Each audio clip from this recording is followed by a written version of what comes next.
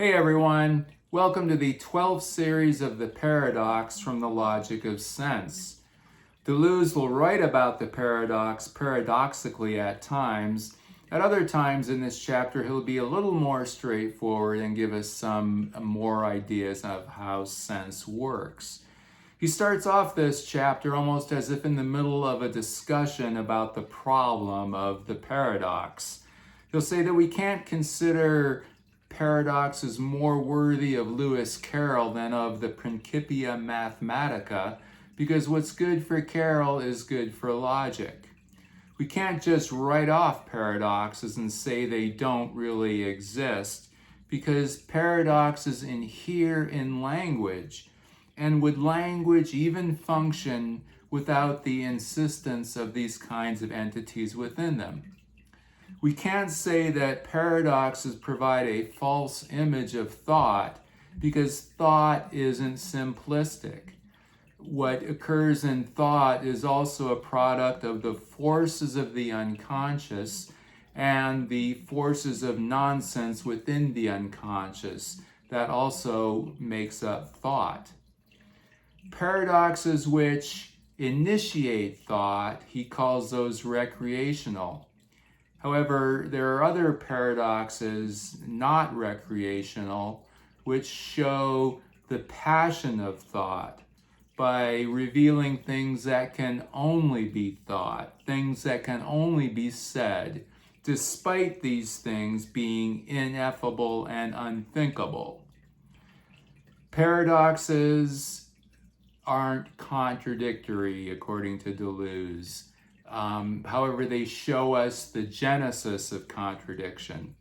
His reasoning behind that is that contradiction can only occur in things that are real and possible, whereas paradoxes and what paradoxes represent are impossible. So they have to exist, but they're impossible. This is what I mean by him writing of it paradoxically. So paradox is opposed to doxa. Doxa is an ancient Greek word that means what our common beliefs are, our common viewpoints, things we all accept and take for granted. For instance, I'm filming this on a Wednesday. Everyone agrees that today is Wednesday. The doxa is today is Wednesday. There are two kinds of doxa. There's good sense and common sense.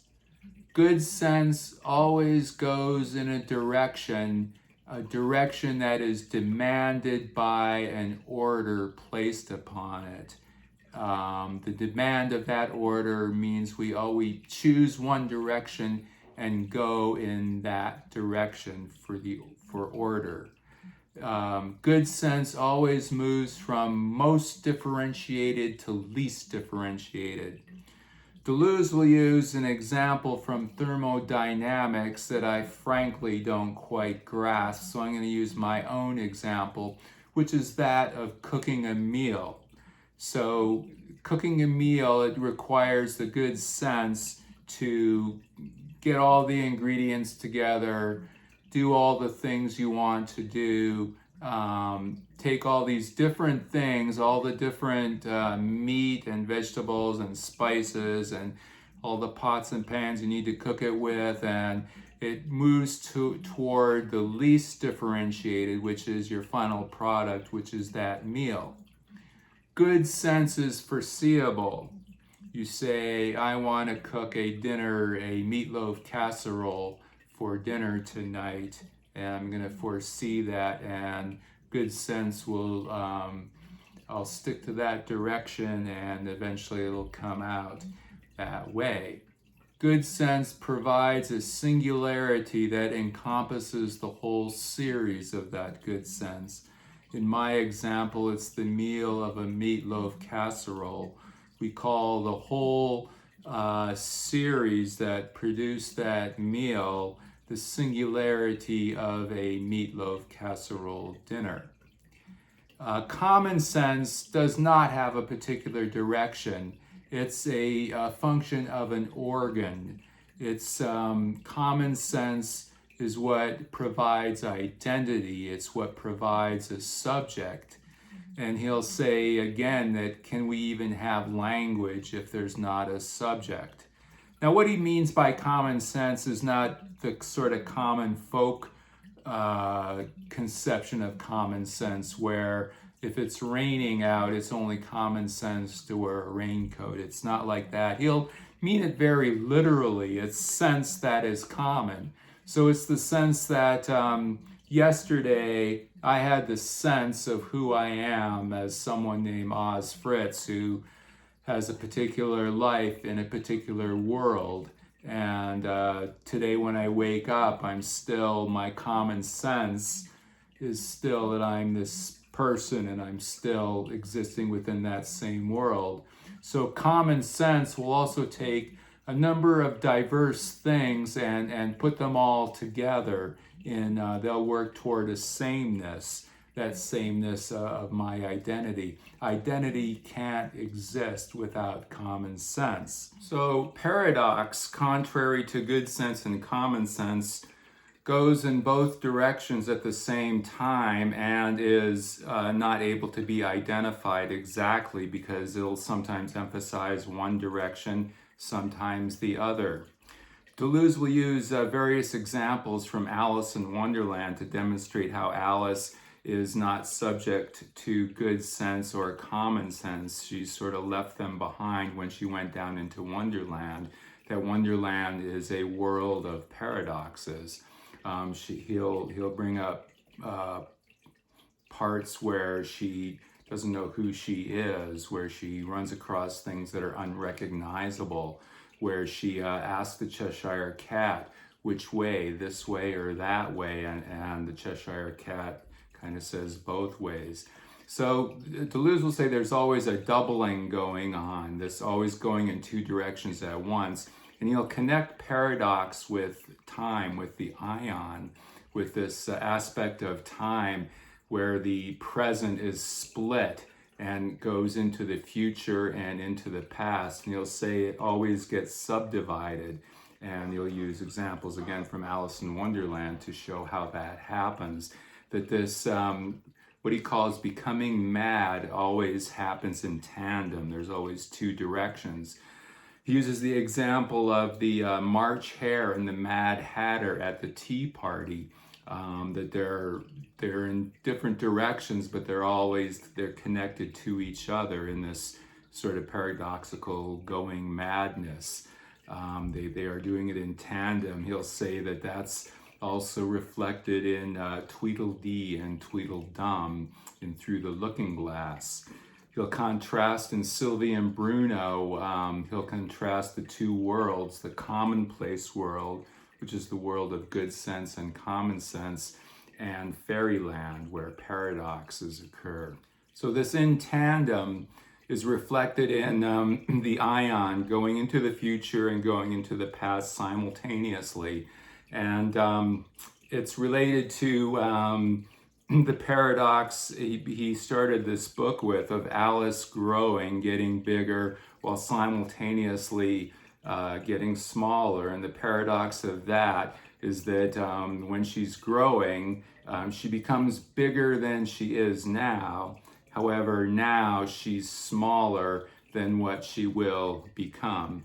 That's the paradox there. Paradox, he says, is the force of the unconscious, that it occurs between consciousness. So in periods in between consciousness is where the unconscious is, where paradox comes about. And this is related to what the Tibetan Buddhists call the bardo, the space in between. And he'll say that language gains its highest power with the passion of paradox. And it's paradox which bestows the donation of sense. Good sense does not. So Deleuze connects paradox with the Aion and good sense and common sense with chronos, and how they contrast with each other. Chronos is always the moment, just the moment, and whereas the Aion is at sort of right angles to it, or it's opposed to it, the way paradox is opposed to good sense and common sense. And he'll point out that the physicist Boltzmann said that the arrow of time going from the present to the future, from the past, the present to the future, is only applicable in a closed system, that you have to have a fixed point of reference. Deleuze will say that in this system of the entire universe, which he calls the abnormal set, because it's a set which contains itself, there he's getting into mathematical set theory. But from the point of view of the whole universe, there is no past, present, and future. It's all there existing. Likewise, there is no up or down. There is no height or depth looked at from the view of the entire universe. It's all the surface. There'll be an obscure reference. I find it obscure because he is, it doesn't even start a new paragraph, but all of a sudden he starts talking about an episode from the Stoics, from Chrysippus, as if everyone knows what he's talking about. He is kind enough to give us a footnote referring us to the Roman writer Cicero, his Academia 29, and where they are talking about paradox. He's illustrating the point of paradox always going in tandem with this story of Chrysippus. I'll post that section from Academia 29 of Cicero in the description, but again, I find it very obscure, and it's curious that he would use something like that. At the end of the chapter, he sort of reiterates what he's talking about of the two series of things and language, and the surface in between, and it's the paradox of the circulating, what he calls the paradoxical element, the empty square it's called at times. In his words, that is what provides a donation of sense. So sense is part of both series of language and bodies. It insists in the series of propositions, and it is also what he calls extra being in the series of things or states of affairs or attributes of states of affairs. So sense is that on the surface, sort of going in both sides. He'll also call it the series of the signifier and the signified. So sense is the object of fundamental paradoxes which repeat the two figures of nonsense. However, the gift of sense only occurs when signification is being determined. And he'll say, earlier he said that good sense is a determination of signification. It plays a prominent role in the determination of signification. So basically, as I see it, what's happening is that these paradoxes create sense, and the sense gets assigned to the terms of the two series, and then it goes into good sense and common sense.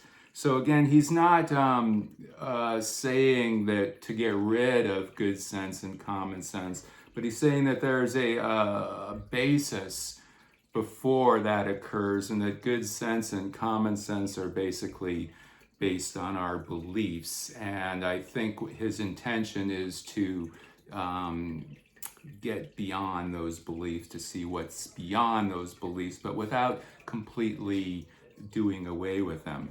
An example for that of how he still values good sense is also part of the sort of esoteric side of this chapter, what I found, and I'll just read you. It comes from his description of good sense. The steam engine and the livestock, but also properties and classes, are living sources of good sense, not only as facts which spring up in a particular period, but as eternal archetypes. So a steam engine, a regular steam engine is not an internal archetype, and neither is livestock, cattle. So this points to the hermetic side of things, because livestock in a Joycean interpretation is stocking with life. And the steam engine is a metaphor for a way of practicing theurgic magic, where you take in a lot of the element of fire, the active element, but combine that with the cooling properties of water to produce the motive form of steam. And this relates to, in the previous series on nonsense, at the very end, he says the task here is to produce sense. And I'm pretty sure that's the only place in the book where Deleuze will say that we should be doing this, or this is what the task is, because this task is also cognate with what occultists call the great worth. Okay, we'll see you next time.